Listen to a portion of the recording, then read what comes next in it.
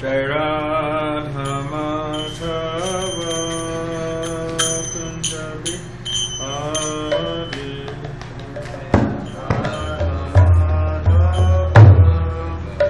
Kunja Bihari Jai Radha Madhava Kunja Bihari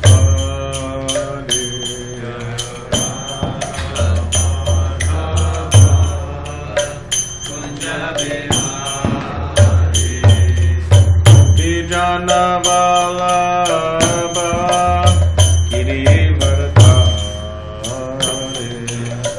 Vijana Vallabha Girivardhari Vijana Vallabha Girivardhari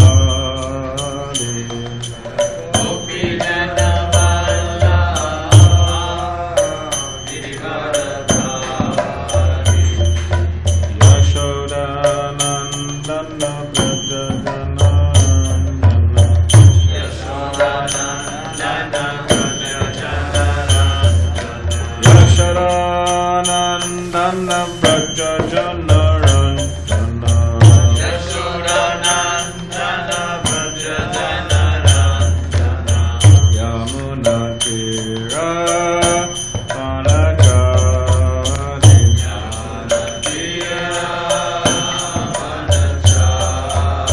Yamuna Tira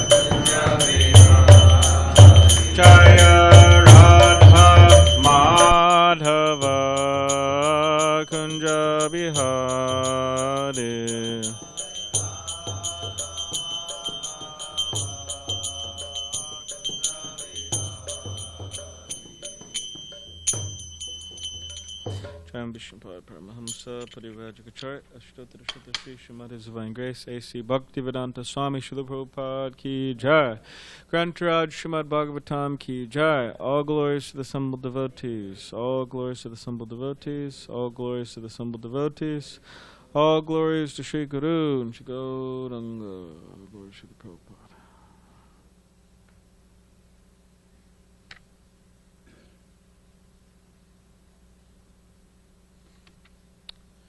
Om Namo Bhagavate Vasudevaya Om Namo Bhagavate Vasudevaya Om Namo Bhagavate Vasudevaya. So this morning we are reading from the Srimad Bhagavatam, Canto 4, entitled Creation of the Fourth Order, Chapter 31, Narada instructs the Prachetas, or in text 15.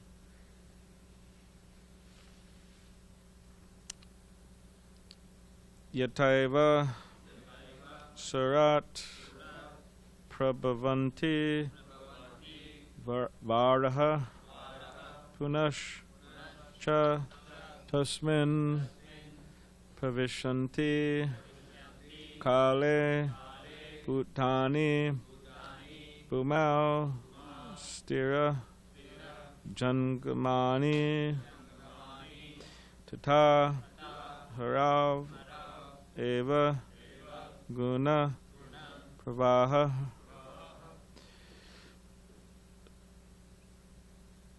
Yataiva Surat Prabhavanti Varaha Punascha tasmin pravishanti kale Putani bhumau stira jangamani Tataharav eva guna pravaha. Yataiva surat prabhavanti varaha. Punashcha tasmin pravashanti kale. Bhutani bhumau stira jangamani. Tataharav eva guna pravaha. Yataiva surat prabhavanti varaha. Punashcha tasmin pravashanti kale. Bhutani bhumau stira jangamani. Tataharav eva guna pravaha.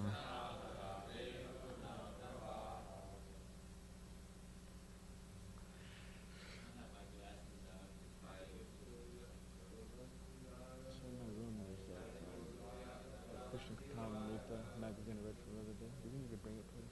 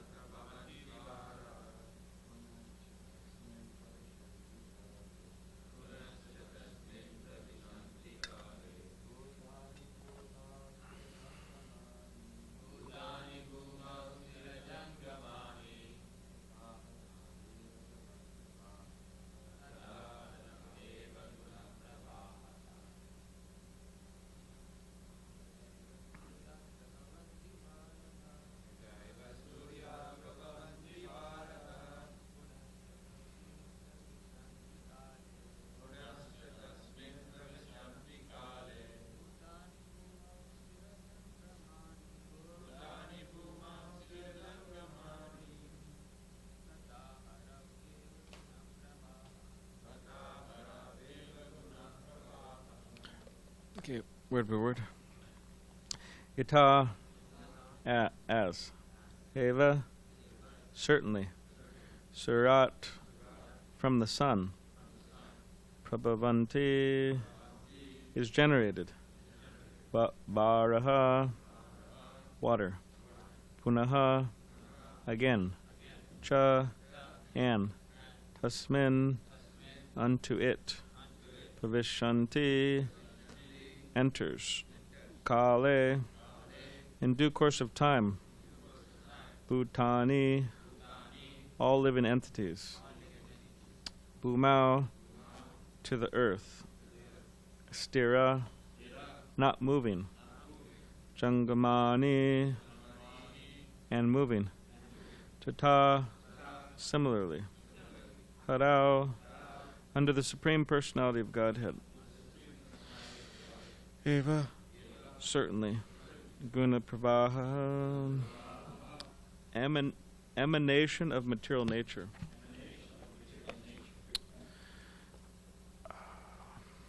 So before we read the translation and the purport, the other day I was mentioning how Srila Prabhupada, he had this mysterious white bag, and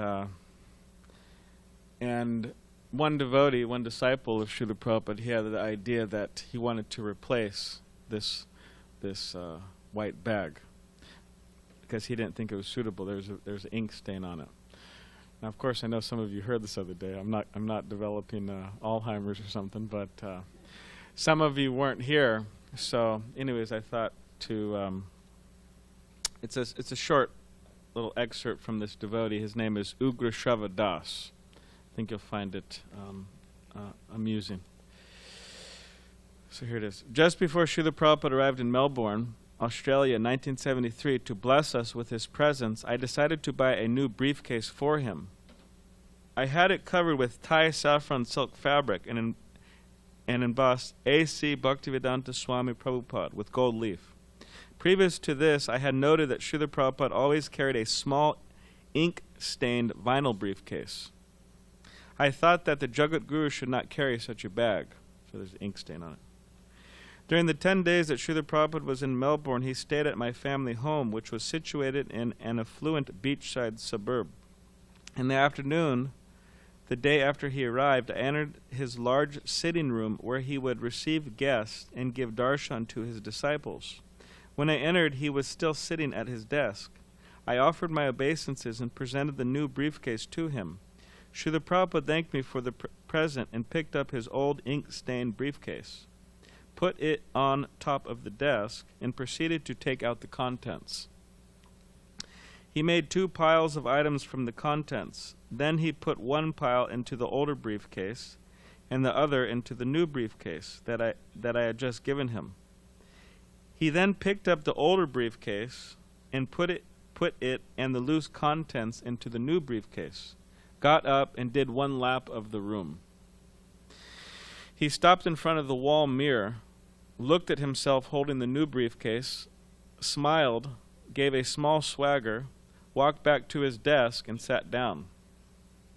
Srila Prabhupada then once again took everything out of the briefcases and made 2 piles of items, one which he put into the older case and one into the new case. Again he stood up and walked around the room, once more stopping in front of the mirror, where he smiled and swaggered in front of his reflection. Again he walked back to the desk and repeated the same act, removing the items from the cases, making 2 piles, putting them back in the bag, standing up once more and walking around the room, stopping briefly again before the mirror. He did this 4 times, humoring me with his behavior. Srila Prabhupada then started to speak to me about worship of Shaligram Srila, which at that time was an unknown topic to many of his disciples. He handed me his older briefcase along with its contents.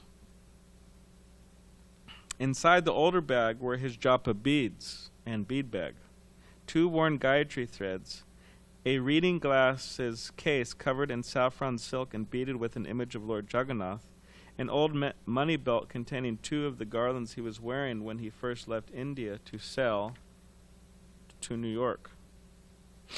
The bag also contained various plastic bags of Vrindavan dust, 4 Govardhan Shilas, a saffron-colored knitted woolen scarf, a pair of socks, sandalwood kurta buttons, a washcloth, and a few other small items.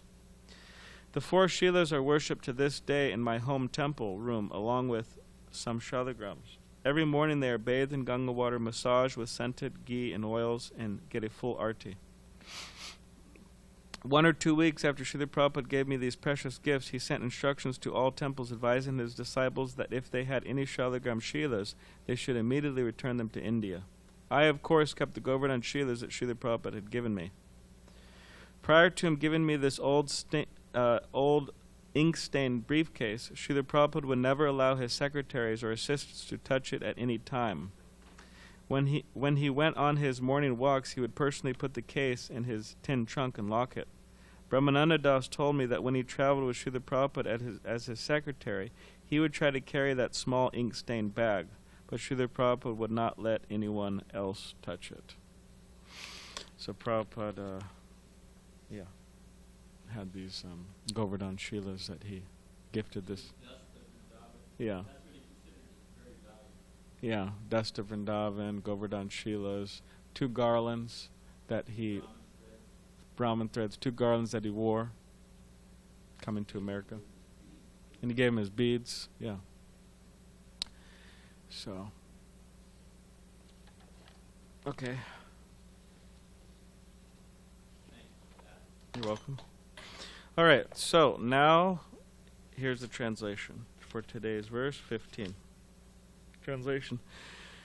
During the rainy season, water is generated from the sun, and in due course of time, during the summer season, the very same water is again absorbed by the sun. Similarly, all living entities, moving and inert, are generated from the earth, and again, after some time, they all return to the earth as dust. Similarly, everything emanates from the Supreme Personality of Godhead, and in due course of time, everything enters into Him again. Purport. Because of their poor fund of knowledge, impersonalist philosophers cannot understand how everything comes out from the Supreme Person and then merges into Him again, as Brahma Samhita 540 confirms. Yasya prabha prabhavato jagadanda koti koti shashesha vasudari vibhuta binnam tad brahma nishkalam anantam ashesha bhutam govinda maripusham tamaham bhajami. Transcendental rays emanate from the body of Krishna, and within those rays, which are the Brahman effulgence, everything is existing. This is confirmed in Bhagavad Gita, chapter 9, text 4, Matstani sarva bhutani.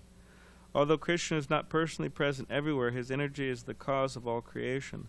The entire cosmic creation manifestation is nothing but a display of Krishna's energy. The two examples given in this verse are very vivid. During the rainy season, the rain, by rejuvenating the production of vegetables on earth, enables man and animals to obtain living energy. When there is no rain, food is scarce, and man and animals simply die. All vegetables, as well as moving living entities, are originally products of the earth. They come from the earth, and again they merge into the earth. Similarly, the total material energy is generated from the body of Krishna, and at such a time, the entire cosmic manifestation is visible. When Krishna winds up his energy, everything vanishes. This is explained in a different way in Brahma Samhita, chapter 5, text 48. Yasyaika nishvasita kala matavalampya jivanti loma vilaja jagadandanata Vishnor mahansa yasya kala vishesha govinda maripusham tamaham bhajami. This entire material creation comes from the body of the Supreme Personality of Godhead, and at the time of annihilation again enters into Him. This process of creation and dissolution is made possible by the breathing of the Mahavishnu, who is only a plenary portion of Krishna. Om Jnanatipadandasya Gananshana Shalakaya Chakshulanmalitam Yena Tasmai Shri Gurave Namaha Kam Karitivachalam Pangam Langay Tegarim Yat Kripatamaham Vande Shri Gurun Dittaranam Vansha Kapadribishta Kripa Sindhubevacha Patitanam Pavanebhyo Vaishnavebhyo Namo Namaha. Jai Shri Krishna Chaitanya Prabhu Shri Advaita Gadadhar Shivasari Gaura Bhaktivinoda Hare Krishna Krishna Krishna Hare Hare Hare Rama Rama Rama Hare Hare. So I'll just read the translation one more time. During the rainy season, water is generated from the sun, and in due course of time, during the summer season, the very same water is again absorbed by the sun. Similarly, all living entities, moving and inert, are generated from the earth, and again, after some time, they all return to the earth as dust. Similarly, everything emanates from the Supreme Personality of Godhead, and in due course of time, everything enters into Him again.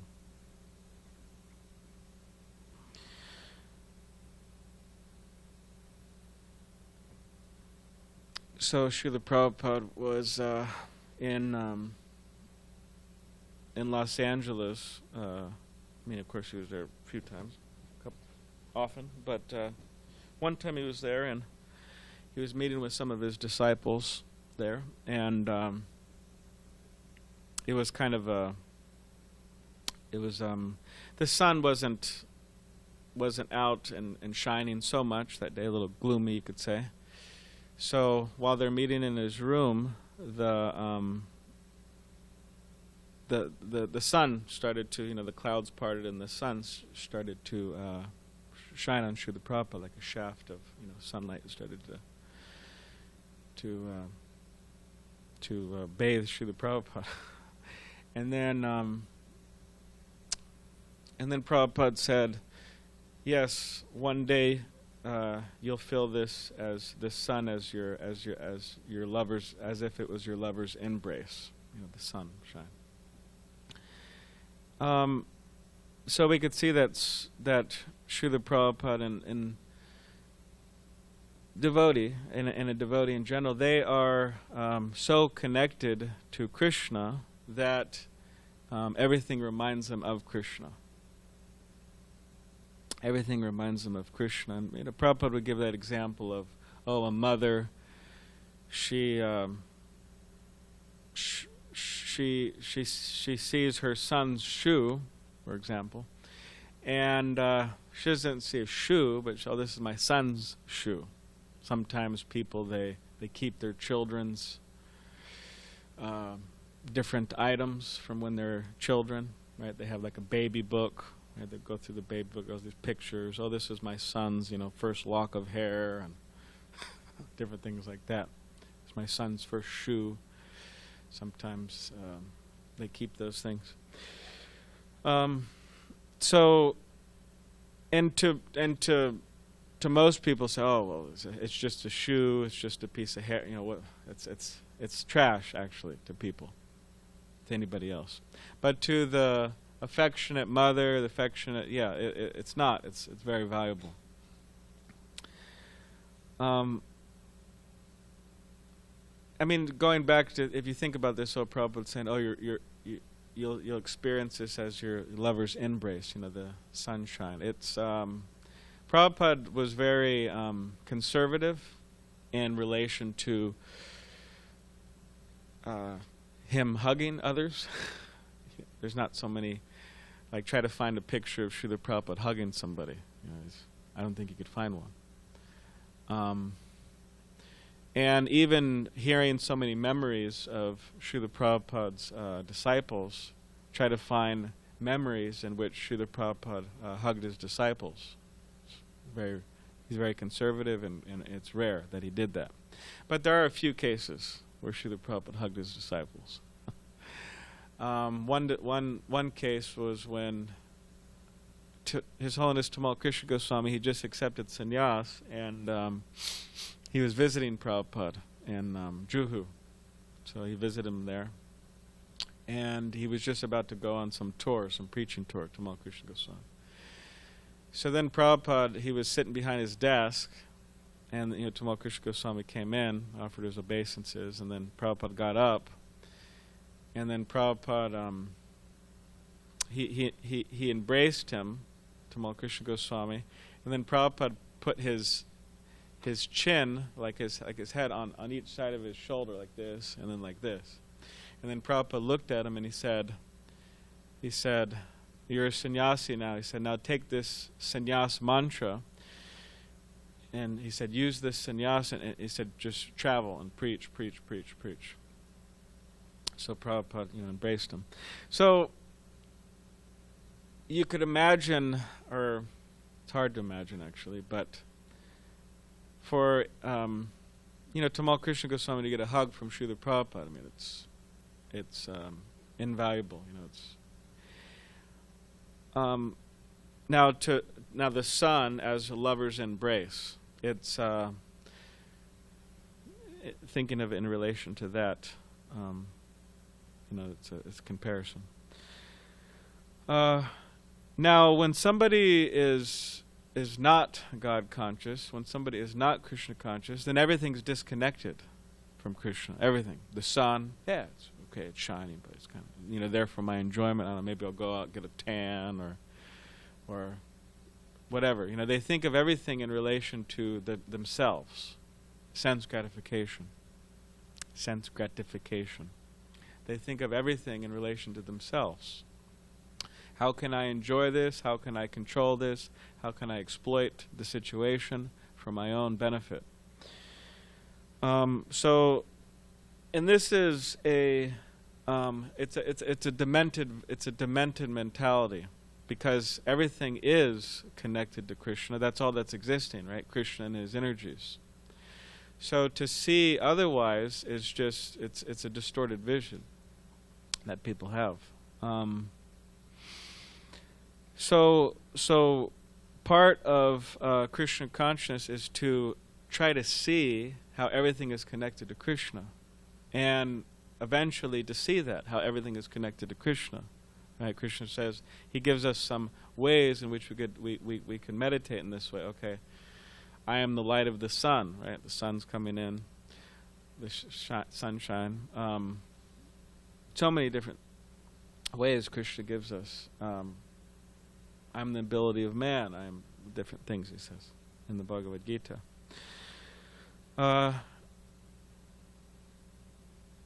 so we should try to see how everything is connected to Krishna.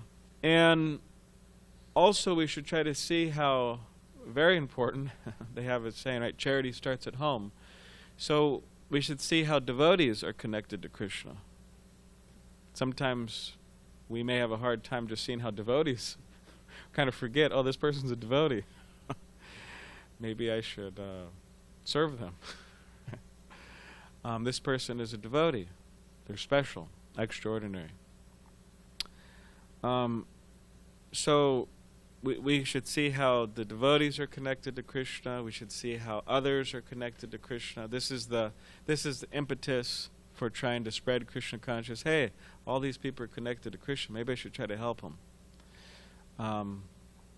What's that in the Bhagavad Gita verse? No, Mamai Vangsho Jiva Loke Jiva Bhuta Sanatana. So Krishna says that all these living entities, they're my part and parcels, struggling with the six senses, which include the mind. So if we're able to see how things are connected to Krishna, see how devotees are connected to Krishna, see how everything is connected to Krishna, everything is Krishna and Krishna's energy, then this is the vision that that will be beneficial for us, will be beneficial for others.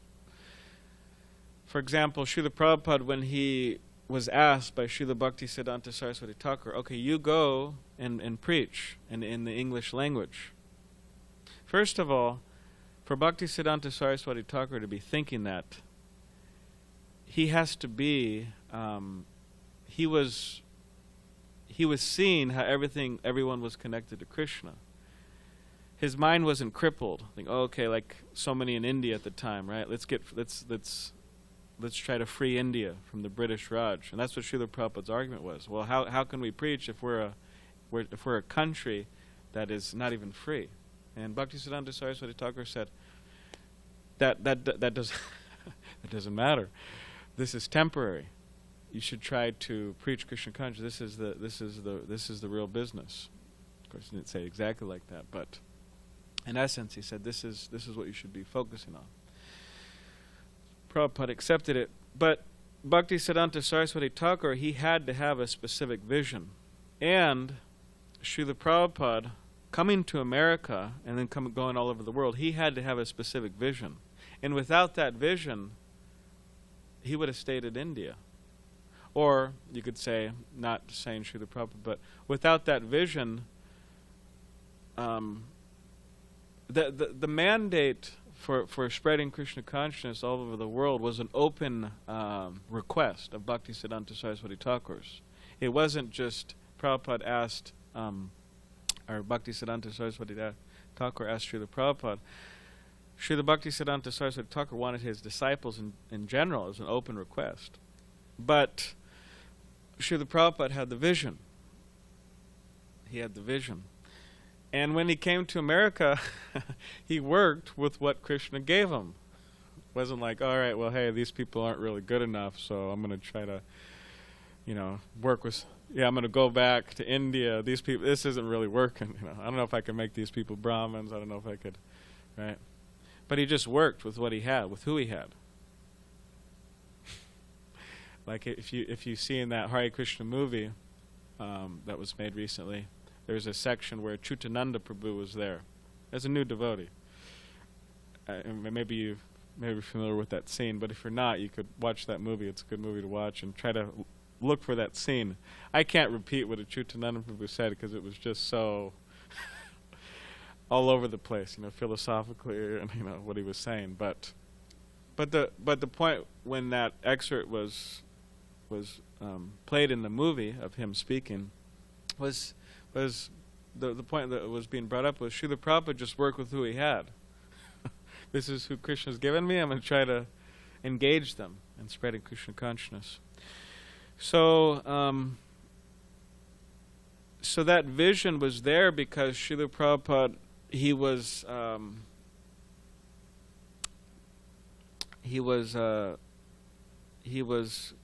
a pure devotee, and he was fully Krishna conscious. So in order for us to develop that vision of that Krishna conscious vision, it's necessary that we that our Krishna consciousness awakens, right?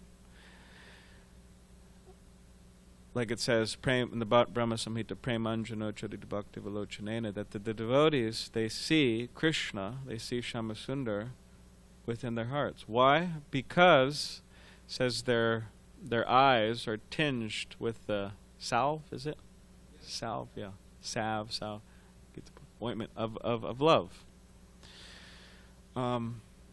But this isn't a cheap, this is by no means a cheap type of love. And I was thinking about it, sometimes people, they say, oh, cheap romance, cheap romance. And I was thinking about it, so, well, it seems, of course, romance within modern days and within the modern world is very highly glorified as probably the most important, actually, practically speaking. Right? God's kind of maybe not there in the picture, but, my romance or romance in general. But I was thinking that actually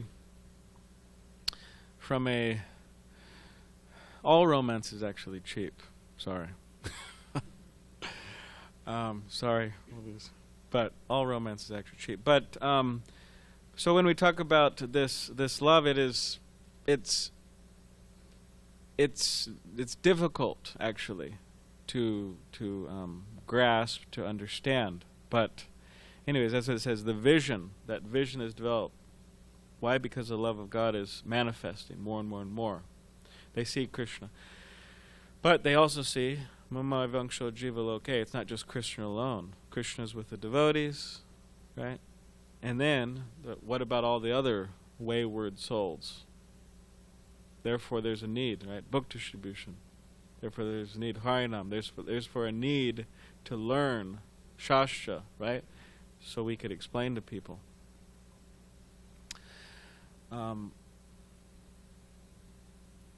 And it's like without understanding things properly, when intelligent people come, people whose we could say intelligence has been completely thrashed by Kali Yuga, sinful activities, when they come, they expect some dialogue, some intelligent dialogue. And if we're not able to provide it, people think, oh, I'm out of here. Like I was talking with somebody recently. He's a nice guy, actually. He lives up here in North County, and anyways, he's been coming around more often, but he'll be here for the Sunday feast. Really nice guy, actually. And he's friends with our old friends Alex and Valerie. Maybe some of you remember them, moved to Utah. But this guy was telling me how he spent, maybe he's watching now. He spent so many years going to church, practically his whole life. He grew up here in SanDiego until he's like 24. And then some things happened in his life, and he kind of, stopped going, this and that. And he got into some other kind of quasi-spiritual stuff, and he's like, oh, this is kind of weird, this groups he was in. And then he went back to the church, right? So while he was there, he was in a group, a youth group, and they were talking, and he started to say how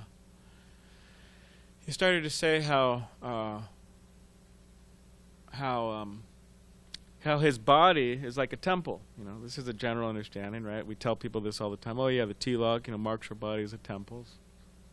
So he started to say that in his group. Oh yeah, the body's a temple. Temple of God, and he said that everybody just looked at him kind of like, they're kind of quiet and like, what do you mean by that? They weren't understanding it. They weren't grasping it. And then he was trying to explain, well, isn't that kind of like in the Bible, this and that, and which I think it's a general principle, but they just weren't getting it. When you try to speak to someone, they're just not getting it.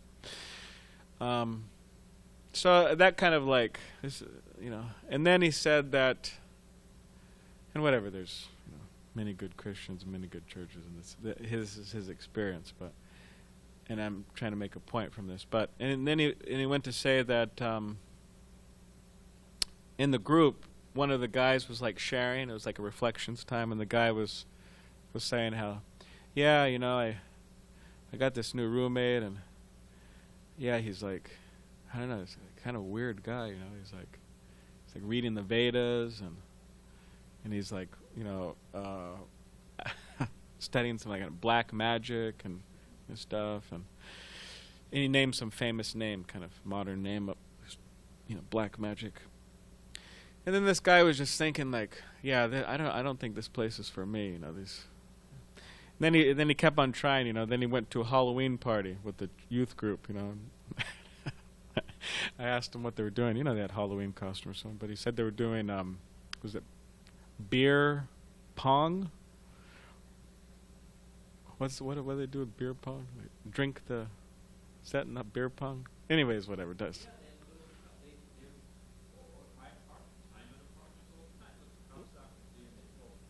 Yeah, they throw the little ball and the. Oh, I see. If you make it in the cup, the other person has to drink it. Yeah. Anyways, he said they did it at the Halloween party, and then he said, "Oh, I don't think this is, you know, this place isn't for me." And so, anyways, he came to the temple, and yeah, he's, you know, chanting Hare Krishna. He says it's working for me, and you know, I was kind of struggling with certain things. And he said it's helping. You know. But the point I was trying to make was that you know, if somebody comes here, you know, we should know Srila Prabhupada's teachings and the Bhagavatam and Scripture and Bhagavad Gita and everything, and we should also try to endeavor and know how to present it nicely. And then, you know, when they come, they'll say, "Oh, wow, this, you know, first of all, it's a good philosophy, makes sense, and hey, this person knows how to present it. You know, it doesn't seem, you know, dogmatic or fanatical, and you know." And then they see the devotees, and they're, you know, following it. So it's impressive to people. But just how he went to that group, and he just wasn't impressed, you know. But so we should try to, you know, learn and present properly. And there's so many resources nowadays. One time, actually, Tirtha Maharaj, he was encouraging one of the brahmacharis here to learn how to speak. Like give classes, and he gave the advice to him is that you should listen to speakers, you know, different speakers within ISKCON, and by listening to them, you'll be able to, it'll rub off, and then you'll be able to present it, you know, with of course your own your own personality, but you'll be able to present the message. And he gave the example of to this brahmachari, His Holiness Giraj Swami. He said you could listen to his talks. Anyways, so yeah, it's important. So yeah, we have to, you know, develop the vision. Now, how do we develop the vision? It's like, oh, well, I'm just gonna do it. What am I gonna do? Take some, you know, pill or something to, you know, develop the vision, or what am I gonna do? Of course, we're not gonna take a pill. Rupa Goswami quotes, what's that? Sevan Mukha He Jiva Daus, Atashi Krishna Namadi. This is one of Bhaktisiddhanta Saraswati Thakur's favorite quotes, by the way. Atashi Krishna Namadi Nabhaved Gram Indriya Sevan Mukha He Jiva Dau Swayam Eva Spratada. So it says that the material blunt senses, they cannot perceive Krishna. That means that they cannot perceive Krishna, or also how things are connected to Krishna, really. But by engaging the tongue, starts with the tongue. Tongue's very important. By engaging the tongue in Krishna's service, how do we? By taking prasadam, food cooked with love and devotion, offered to Krishna with love and devotion, honor with love and devotion. So food offered to Krishna, prasadam. By taking prasadam and by chanting the holy names of Krishna and other Krishna Katha, then the senses are purified. And then Krishna reveals himself. So in other words, Krishna will give us the vision, provided we engage our tongue in his service. Provided we chant and provided we take prasadam, he'll give us the vision, just as he gave Krishna, he gave Arjuna, right, universal form. He gave him the vision, right, to see that. Not everybody was able to see. So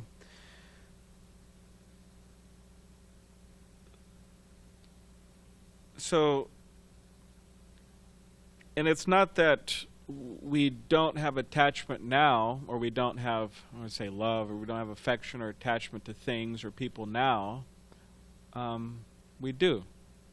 And because of that, whatever the attachments may be, or whatever the affection for other people may be, sometimes those things remind us of those people, of those attachments. Like, for example, I spent from age 5, it doesn't really matter, but I spent from age 5 to 10 within Oregon, Grants Pass, Oregon, small town. And what grows there was actually, anyways, but it's a very beautiful river, flowing through. But there's a bunch of blackberries, wild blackberries growing everywhere. Now, when we have blackberries here at the temple, it's a whole thing. Yeah, I remember Oregon. It's like a whole thing, childhood. But so yeah, whatever it is, sense or sense or taste or whatever, people remind us of certain things. So we want to develop Krishna consciousness. We want to develop a love for Krishna. We want to develop a dedication to our spiritual master, and that everything reminds us of them. And sometimes you could say maybe it seems as if it was a simple idea, but even just day-to-day opportunity, day-to-day life, we could see it in different ways. We say, well, this is an opportunity for what? This is the opportunity to serve my spiritual master. And this way, you could see the opportunities and say, oh, you could be reminded. Of course, that takes some consciousness there, but everything we could use as a means to engage in spiritual master service and Krishna service.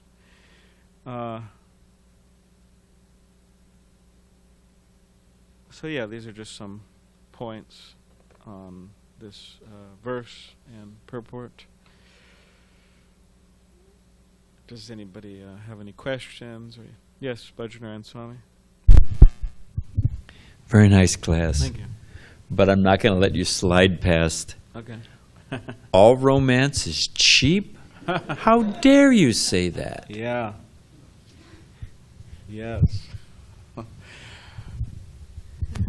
Yeah, it's all the people making movies and novels and poems, and they're really into it, songs and everything, right? There's this one song, it's a Western song. Anyways, Bhakti Kevin, our own Kevin, one in a kind, 1 in a million Kevin, he was telling me this song, but he was, giving a Krishna conscious viewpoint on it, whatever. But he was saying there's a song, and actually when I was at a doctor's office, I actually heard the song. I've never heard it before, but after he told me about it, I heard it later. But this song was about this man, and he was attached to this woman, of course. Surprise, surprise, There's still a few of those songs left, right? Probably 99.99% of them. So he was, in this song, this man, he was singing, and he was attached to this woman, right? Singing, and he said, yeah, I was traveling, and or you were out of town or something, and yeah, I cheated on you, I'm sorry, but and then he started to say, singing, I'm only human, you know. I'm only human, you know. I cheated. I'm sorry. I'm on. Bajranayan Swami says he's not human. Animal, you know.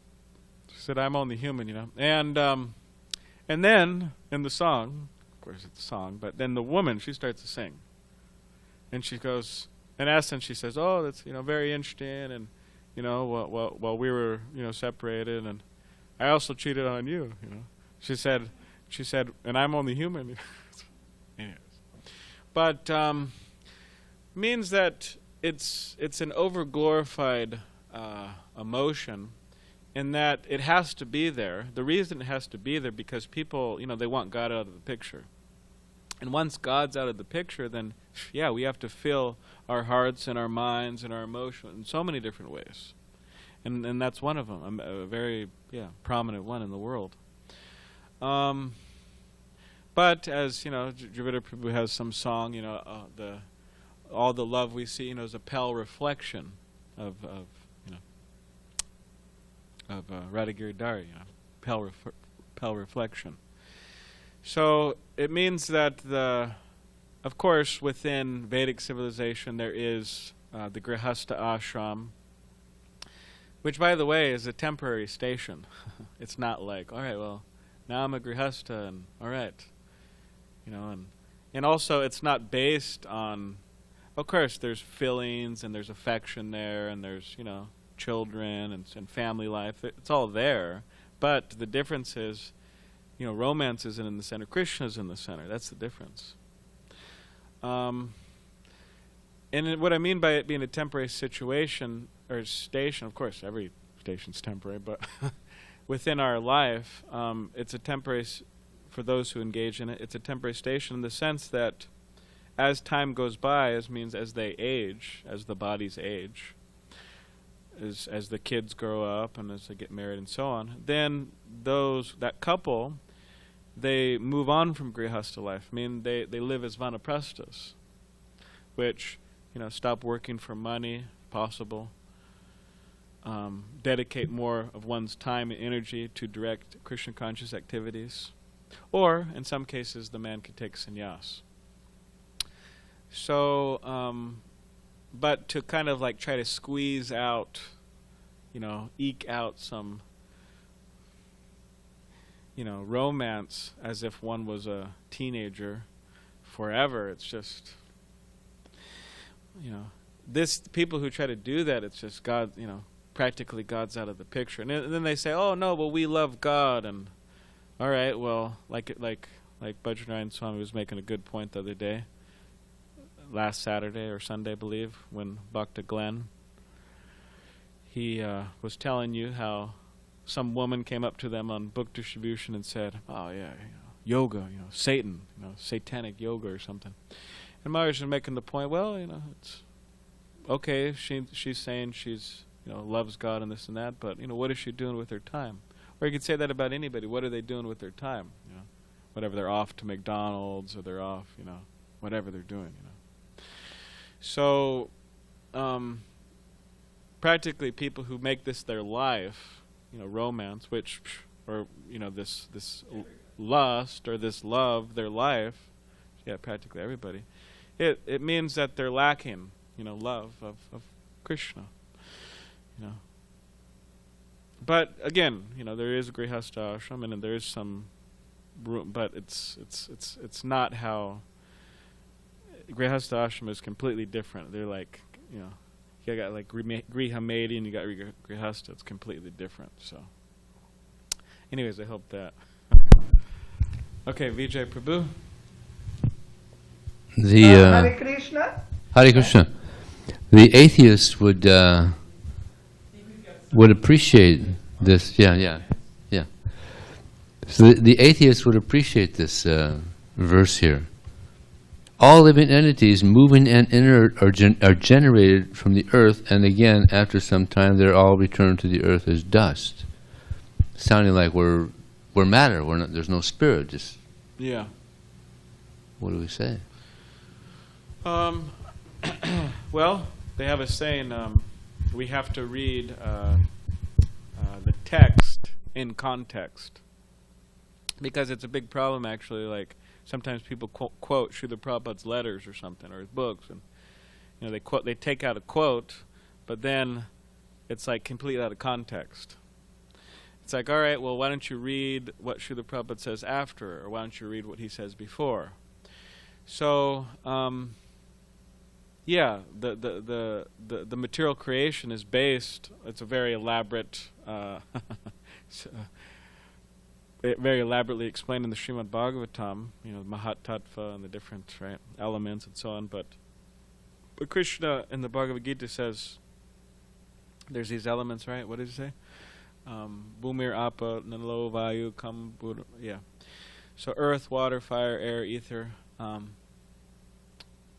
So yes, the body is made out of these different things, right?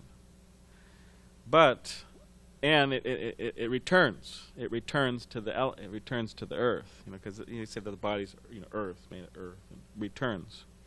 So, but if we study the philosophy overwhelmingly, it just doesn't mention that, oh well, there's bodies made out of earth and all these things, and it returns, and like that's it. But there's a whole explanation, the second chapter of Bhagavad Gita, about the soul and what to speak in the Bhagavatam. There's a whole explanation of creation. So, I mean, if the atheists want to pick this out and try to go with it, then I would just say, continue reading some more purports. But anyways, that's just some idea, but you have something?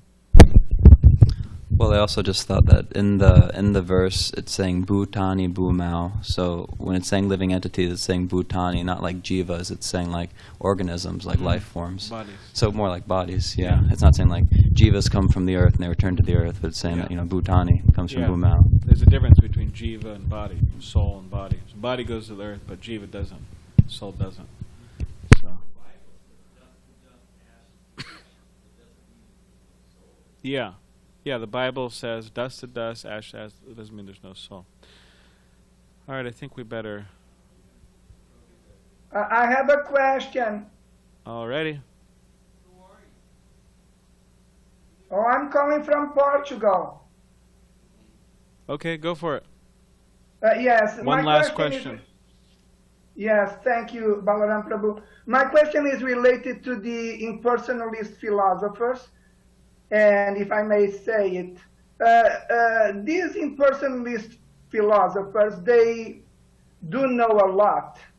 And because they do know a lot, they're very proud of their knowledge.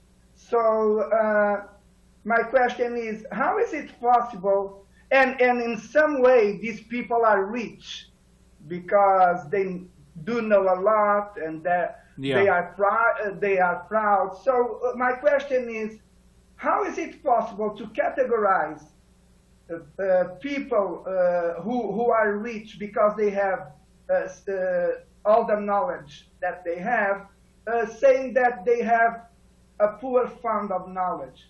That is my question. Okay. Well, all right. It's there's many in many ways materially intelligent people, and there's many people like we said, the Prabhupada says in personals, they have a poor fund of knowledge. So they may know so many things. They may know so many shlokas and so on. But they have a poor fund of knowledge in the sense, like they may know Bhagavad Gita cover to cover. But they have a poor fund of knowledge in the sense that their knowledge is not. They don't have a clear understanding. That's one thing. So how can we actually call it knowledge? So knowledge isn't just simply, oh well, like for example that example given of the professor, big Sanskrit professor, and then Tamal Krishna Goswami went up to him and said, "Oh, you read Bhagavad Gita?" And the professor said, "Oh yeah, of course I read Bhagavad Gita." And then Tamal Krishna, then Maharaj said, "Oh yeah, well, did you understand it?" And he said, "Oh yeah, of course I understand it." And Maharaj said, "Oh yeah, well, what are you going to do about it?" No. In other words, that the Bhagavad Gita is a call to action, a transformation. So first of all, they don't have a clear understanding of it, and although they may know it, theoretically, so you can't really say it's knowledge. The knowledge hasn't manifested yet. So, but by association with devotees, such people could get the right idea. So. Thank you, Balaram Prabhu. Wonderful question to my answer. Hare Krishna. All right. Hare Krishna. Srila Prabhupada ki jai.